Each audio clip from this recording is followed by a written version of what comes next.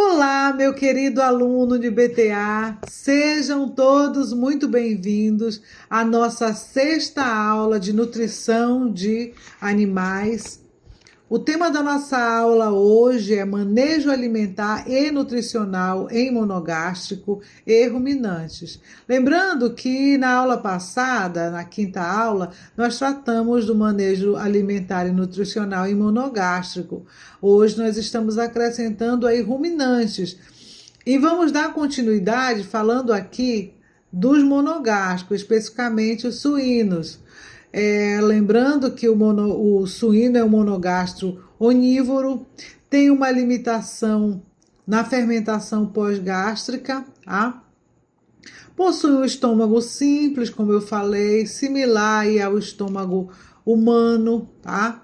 Ele é incapaz de utilizar dietas ricas em forragens, não consegue digerir algumas substâncias presentes nos grãos, frutas e vegetais, tá? O manejo nutricional em suínos é fundamental para o sucesso da produção, abrangendo a alimentação adequada a cada fase de vida dos animais, desde a maternidade até a terminação. Inclui a oferta de dietas bastante bem balanceadas, né, com nutrientes necessários para o desenvolvimento e o ganho de peso dos animais. Além, é claro, da atenção à higiene ao ambiente de alimentação. Tudo isso é importante para que se possa realmente obter o resultado esperado a partir da nutrição desses animais.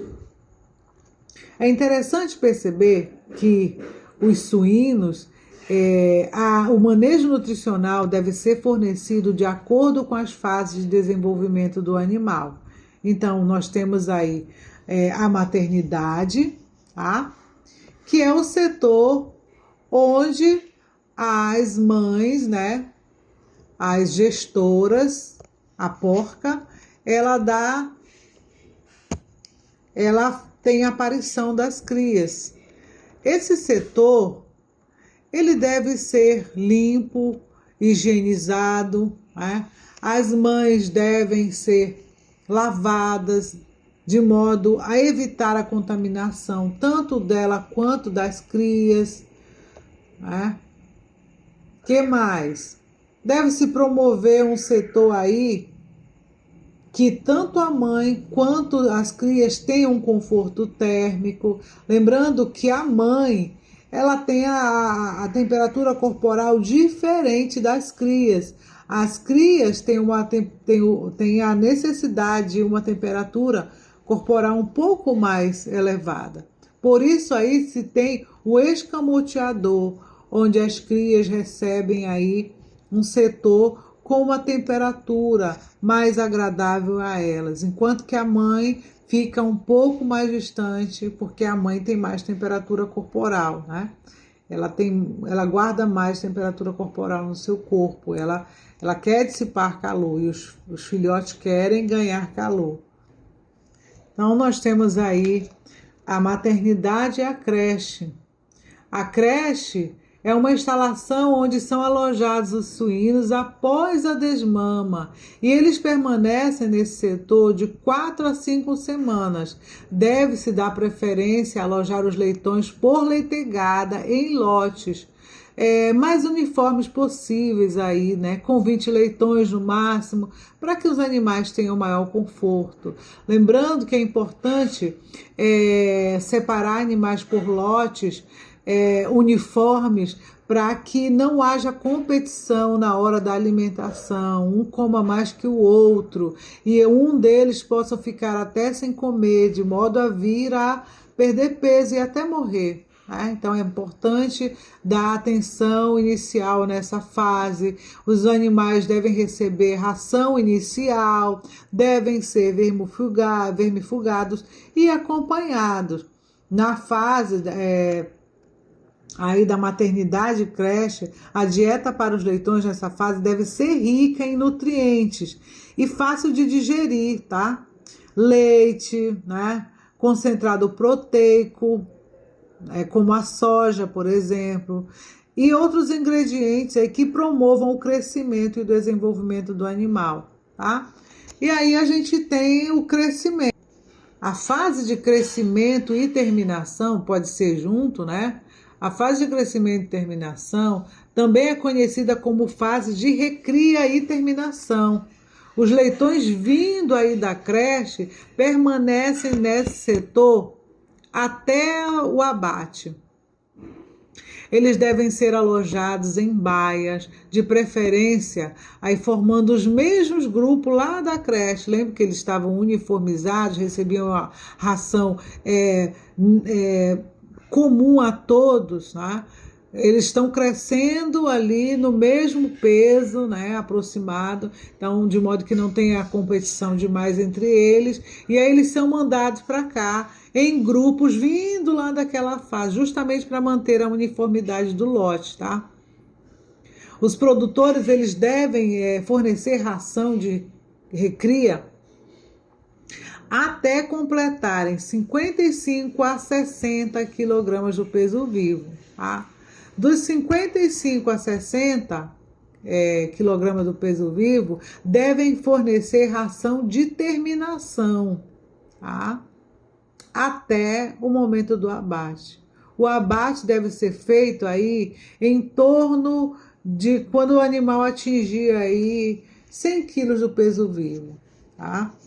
Essa fase, né, a fase de crescimento, a alimentação deve ser ajustada para atender aí as necessidades de crescimento, com foco em rações balanceadas e enriquecidas com vitaminas e minerais. Lembra que esses animais, eles precisam ter nutrientes necessários para o desenvolvimento não só do seu peso corporal, mas também da sua ossatura, né? Da estrutura óssea do seu corpo, né? Unhas e etc, né? Dentes, eles precisam se desenvolver, né? E para isso faz-se necessário aí alimentos enriquecidos com vitaminas e minerais. Na terminação deve ser ajustada, tá? O alimento deve ser ajustado para otimizar o ganho de peso e a qualidade da carcaça, com atenção à conversão alimentar e à deposição de gordura. Então eu quero o quê? Que esses animais convertam melhor o alimento que eu estou disponibilizando para eles e tenham aí uma boa deposição de gordura. Deve-se ter atenção, tá? Deve-se ter um controle na conversão alimentar, pois é um indicador importante no desempenho dos animais, mostrando aí a quantidade de ração consumida para cada quilo de ganho em peso. Então, é muito importante para evitar desperdícios, né? Para diminuir os custos com a alimentação. Lembrando que a alimentação é o fator que mais onera em custo na criação animal. Então, deve-se ter atenção para isso. Outro ponto importante também, gente, é a adição aí de aditivos à ração, como prebiótico, probióticos e enzimas, tá? Que podem melhorar aí a digestibilidade e a absorção dos nutrientes. Estratégias de alimentação são importantes para aumentar a produção animal e diminuir os custos. Então, utilize estratégias como alimentação fracionada, a oferta da ração à noite, a oferta de ração de alimentos em local de fácil acesso para todos os indivíduos, né? Então, promova aí o melhor consumo de alimento pelos animais. Então, o que eu quero aí? As metas aí no crescimento. Eu quero que o meu suíno ele saia dos 25 quilos, 25 a 30 quilos, né, para os 50 a 60 quilos aí aos 105 dias de idade. Eu quero que eles tenham aí uma conversão menor que 2,3. Tenham em torno de 60% aí da sua carne magra, né? Uma espessura de toicinho menor que 1 centímetro e taxa zero de mortalidade. Esse é o que nós esperamos, é o que nós desejamos. Então, dentro dessas metas de crescimento, eu quero que esse meu animal saia aí de 50 a 60 quilos para 90 a 100 quilos aos 140 dias de idade, né? Com uma conversão alimentar menor que 2,9, tá? E ainda com essa massa de gordura, né? Com 60% de carne magra, melhor dizendo. E aí as pessoas de gordura permanecendo aí em 1 centímetro e zero taxa de mortalidade, esse é o desejo. 70% do plantel dos suínos nesta fase são responsáveis por 60% aí do total da ração consumida. Lembrando que os suínos eles têm hábitos diurnos. Eles possuem um aparelho termorregulador pouco desenvolvidos, eles não se autorregulam eficientemente. Então, a gordura ela é importante porque ela serve como isolante térmico para esses animais. O que se quer aí, né? Que o alimento, que o animal ele coma aí em torno de 100, em média, 100 minutos dia, né? Se alimenta de 1 a 8 vezes ao dia. Ele consoma aí 100 a 400 gramas de ração por vez. Então, isso é muito importante para que esses animais consigam se desenvolver, né? Chegar ao peso, ao abate, numa idade boa, né? Pesados, com uma camada de gordura não mais do que 1 centímetro, né? Uma carne magra, que é o que o mercado consumidor deseja, uma carne saudável, né? Vamos lá quanto aos coelhos, né? O sistema digestivo dos coelhos, como de outros herbívoros, é especializado aí para digerir fibras vegetais e aproveitar nutrientes complexos. O seco, uma bolsa do intestino grosso, é crucial aí para essa função, fermentando os alimentos, tá? E auxiliando na síntese da vitamina B. Então, como que é o sistema digestivo aí do coelho? Tá? É dividido pela boca, a laringe e o esôfago. O processo digestivo começa com a ingestão e a movimentação do alimento para o estômago, tá? No estômago, né, que é o estômago glandular simples, é responsável pela primeira etapa da digestão, quebrando o alimento em partículas menores. O intestino delgado, composto de duodeno, jejúnio e íleo, ele continua a digestão e a absorção dos nutrientes. O seco aí é um órgão grande e importante, tá? Que fermenta os alimentos e auxilia a síntese da vitamina B.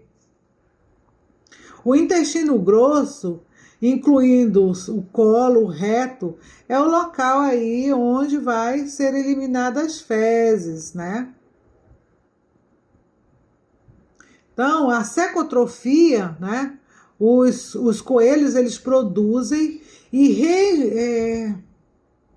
reingerem, eles produzem e reingerem, né, o alimento, ou melhor, secotróficos, né?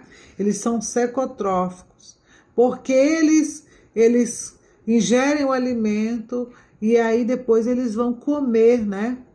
Que são as fezes macias e ricas em nutrientes, tá? Eles vão comer essas fezes para obter vitaminas e proteínas, tá? Adicionais. Eles vão tirar mais aí dos nutrientes contidos ainda nessas fezes, tá? Adaptações e funções, tá? Fermentadoras do intestino posterior.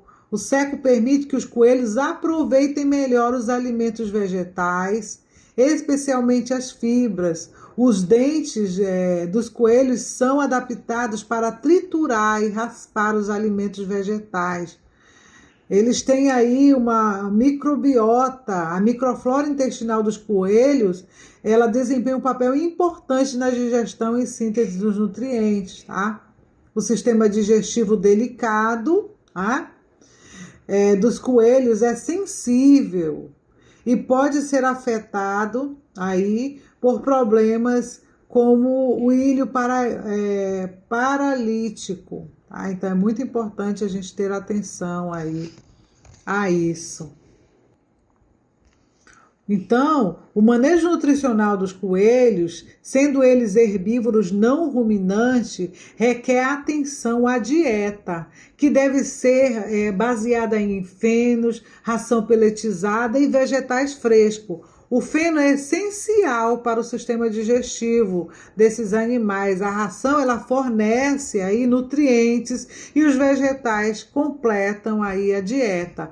Frutas devem ser oferecidas com moderação, pois são ricas em açúcares. Alimentos proibidos aí incluem chocolate, doces, bolachas, né? Batatas cruas, tomates, pães, massas e carnes. Então tenhamos cuidado aí, o pessoal que cria coelhos em casa. Não deem tudo que vocês desejam, tá? Esses animais são sensíveis, tá? O feno é um alimento aí básico para esses animais, fornece fibra essencial ao sistema digestivo e à saúde do coelho. Tá? A ração peletizada, então, ela fornece nutrientes equilibrados, mas deve ser oferecida em quantidades adequadas. Verduras como folhas verdes, como rúcula, almeirão, folhas do brócolis, exceto os talos, os talos não. E outras podem ser oferecidas diariamente a esses animais, cenoura, entre outros, né? Podem ser oferecidos com moderação, são esses legumes aí, podem ser oferecidos com moderação para os animais, pois esses legumes podem causar gases, diferentemente do que a gente vê nos desenhos, o coelho só come cenoura, né? Então tem que ter moderação. Frutas como pera, pêssego, maçã e outras podem ser oferecidas como petisco com frequência reduzida, tá? Alimentos proibidos aí, alface, repolho, batata, tomate, chocolate, entre outros, eu já até citei eles aí, né? Então tenham atenção para isso, tá? Vamos lá aos ruminantes, né? Os animais que têm o estômago compartimentado em 4 compartimentos, né, que é o rumen, retículo, omásia e abomaso, que eu inclusive citei eles lá na última aula, né? Agora a gente vai falar um pouco mais. O que acontece? O ruminante, ele só é ruminante depois que ele passa a consumir alimentos sólidos, tá? Não sei se a expressão só é ruminante casa bem, mas ele realmente tem o estômago de adulto desenvolvido a partir do momento que ele passa a consumir grãos, material forrageiro. Quando ele nasce, ele vai primeiro ter as primeiras mamadas, né? Ele é como se fosse quase que um monogástrico, mas ele tem o estômago já dividido.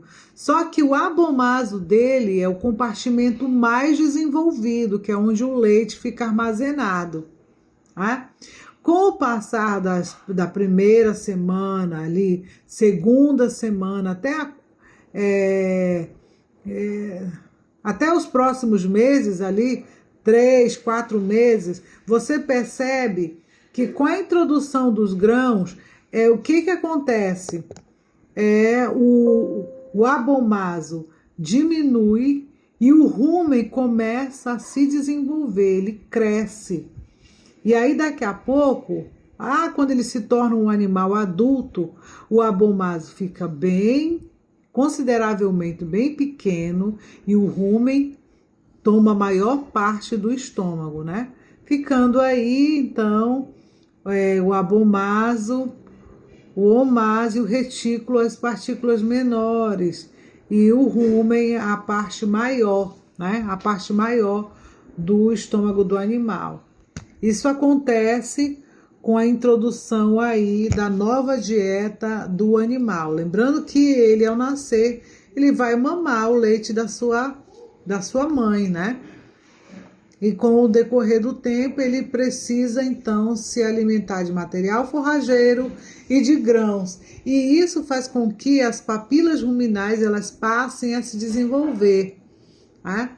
Ao nascer, essas papilas estão lisas, elas não estão desenvolvidas. E quando eu introduzo grãos, alimento mais grosseiro, o animal começa a digerir, né? O organismo do animal começa a digerir, o estômago começa a digerir esse alimento, e aí aquele alimento grosseiro começa a como se agredir um pouco a parede do estômago. E essa agressão faz com que as papilas ruminais se desenvolvam e ele se torne aí um ruminante, né?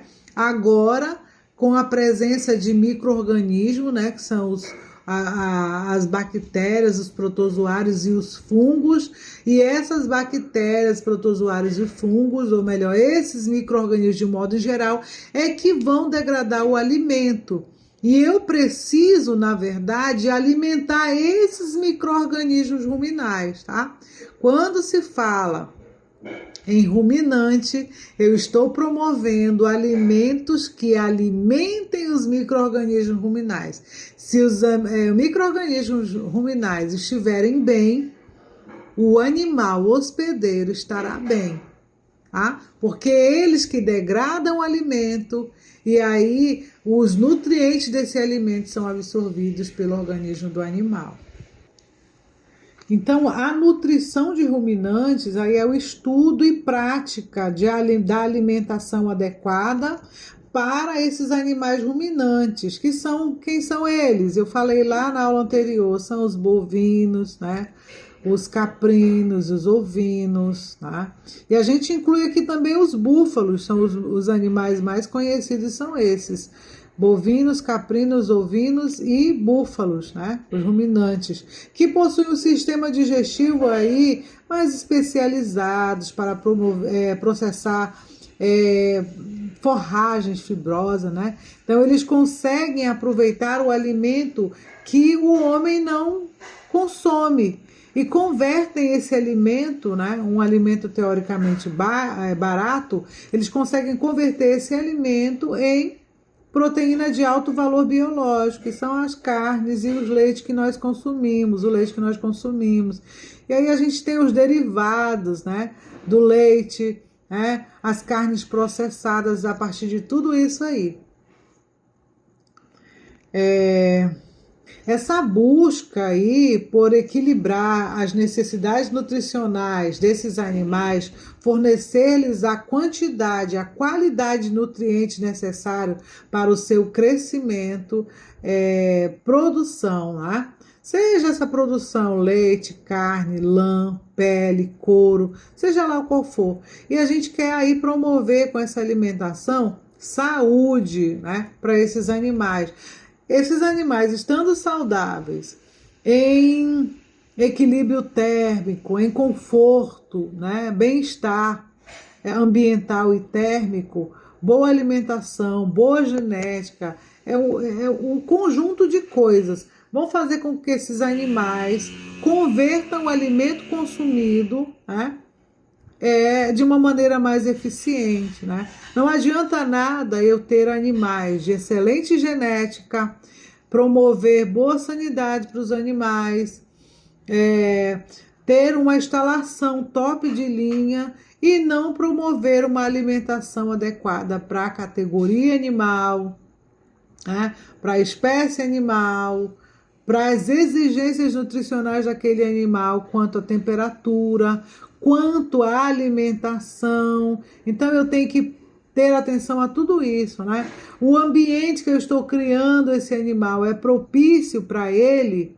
Se não for propício, ele pode ser um animal mais mais geneticamente aí modificado, o melhor animal possível, mas ele só vai conseguir realmente converter tudo aquilo que ele está consumindo, ou expressar, melhor dizendo, expressar o seu potencial positivo, produtivo, né, em produção no final, se ele tiver um ambiente controlado quanto à situação de conforto térmico, à sanidade, à alimentação, que é o fator mais importante aí da produção. Não que os outros não sejam, mas ele é primordial, né?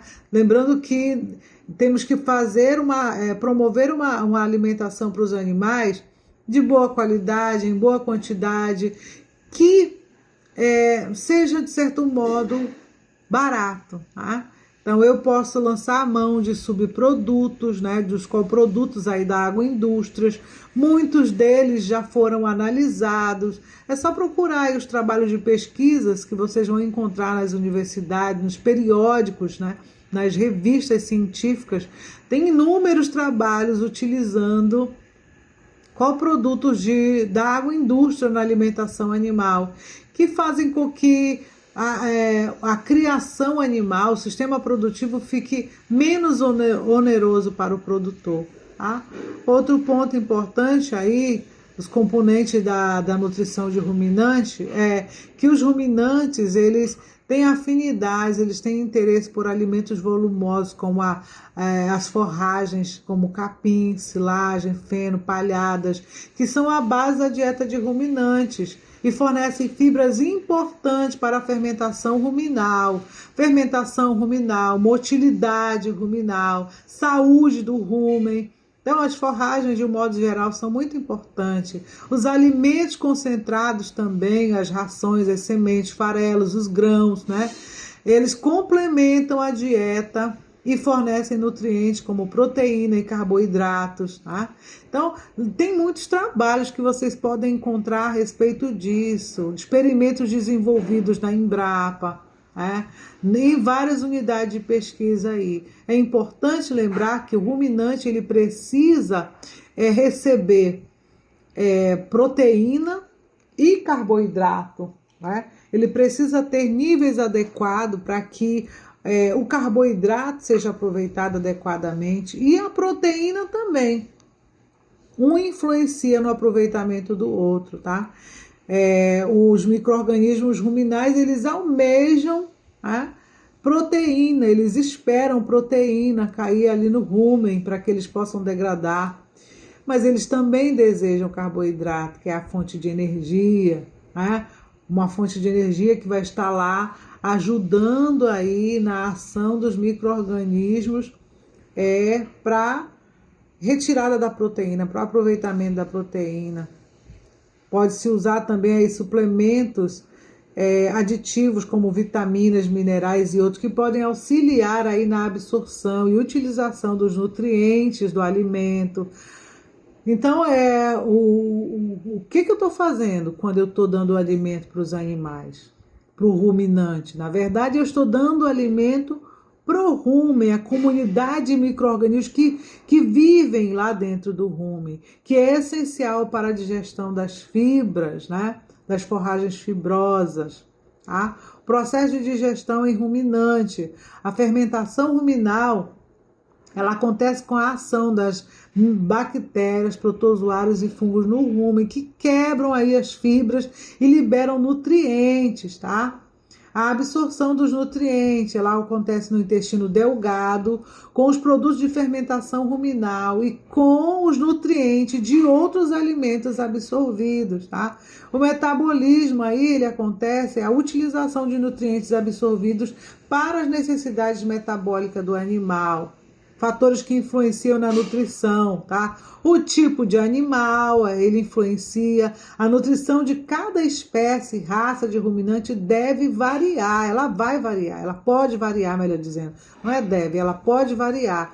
Então, pense bem qual o animal que você está criando ou que você vai comprar para sua propriedade. O ambiente, a forragem que você tem é adequada para ele, você tem condição de promover uma instalação, um ambiente térmico, um bem-estar para esses animais, né? Não adianta nada levar um animal com melhoramento genético, comprar um animal caro, né? Que lá na fazenda X, lá no estado tal, produz muito leite, tem boa conversão alimentar. Não adianta nada trazer para cá, digamos assim, para o norte do Brasil. Se vem lá do sul e trazer para o norte do Brasil, não vai adiantar se eu não promover aí o bem-estar para esses animais, tá? Produção. Animais que produzem leite ou carne têm necessidades nutricionais mais elevadas, são mais exigentes. Então, eu tenho que atender às exigências nutricionais desses animais para que eles me convertam boas quantidades, né, de carne e leite, alta produção e produtividade de carne e leite, tá? Condições ambientais são importantes, as condições climáticas e a disponibilidade de forragem pode influenciar na dieta, tá, gente? A gestão é muito importante, a gestão das pastagens, a forma como os alimentos são armazenados e fornecidos afetam a nutrição. Então, coloque os alimentos armazenados em locais bem arejados, secos, bem armazenados, tá? Então, tenham todo esse cuidado, tá? A importância da nutrição de ruminantes. Pensem aí, você vai estar lidando com animais de produção. A alimentação adequada é fundamental para o aumento da produção de leite, carne, lã e outros produtos. Então tenha atenção quanto aí à saúde dos animais, né? A nutrição equilibrada ajuda a prevenir doenças e a garantir a saúde desses animais. O bem-estar, uma dieta adequada contribui para o bem-estar dos animais, com o aumento da capacidade de defesa contra doenças. Então você vai encontrar muita coisa aí. Sustentabilidade também é importante. A nutrição eficiente ajuda a reduzir a necessidade de alimentos concentrados e a melhorar a eficiência da produção animal, contribuindo para a sustentabilidade, né? Então, se eu consigo aí utilizar coprodutos na alimentação animal, eu consigo baratear o custo da ração, eu consigo aí diminuir a emissão de gases do efeito estufa e eu ainda promovo aí a utilização de um recurso da agroindústria que seria colocado em lixões a céu aberto, eu destino ele para alimentação animal, né? Evitando aí a proliferação de insetos, a contaminação de lençóis freáticos com aquele resíduo que começa a apodrecer e muitas das vezes ali cria-se aquele líquido chamado chorume que vai contaminar os lençóis freáticos e aquele lugar ali não dá mais para tomar água daquele local. Então uma série de coisas são importantes, tá? Gente, muito obrigada. Terminou a nossa aula hoje. Estudem. Acessem o conteúdo presente no AVA. Se tiverem alguma dúvida, estou aqui à disposição. Tá bem? Muito obrigada e até a próxima aula. Tchau, tchau.